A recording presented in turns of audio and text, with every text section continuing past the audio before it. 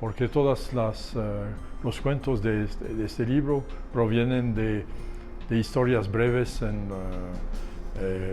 los periódicos norteamericanos y periódicos franceses. Es una definición que yo creo que el poeta Artaud, se me hace, dio de la cultura. La cultura es saber leer el periódico.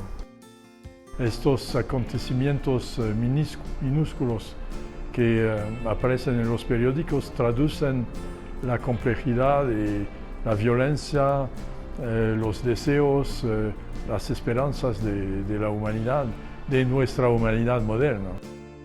Yo creo que como nuestra vida está hecha de sensaciones inmediatas, sin gran importancia, de la misma manera yo creo que las vidas humanas son hechas de... La sociedad humana está hecha de estas historias pobres, estas historias ordinarias.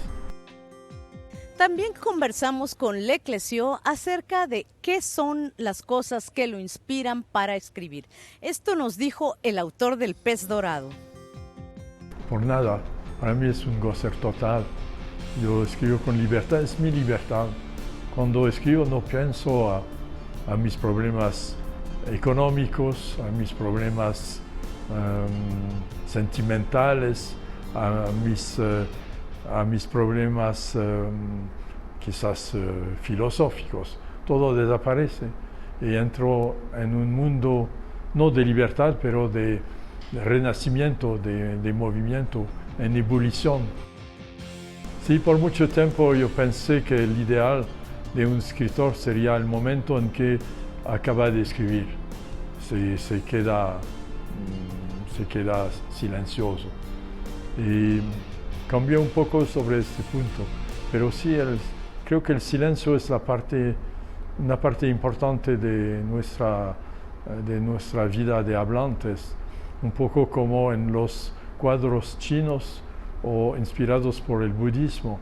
Ahí la parte vacía del retrato es tan importante como la parte llena. La página blanca para mí sería como una ventana que yo abro sobre la ebullición de la gente, el movimiento, los gritos, el ruido, todo lo que está del otro lado del silencio, del otro lado del mutismo.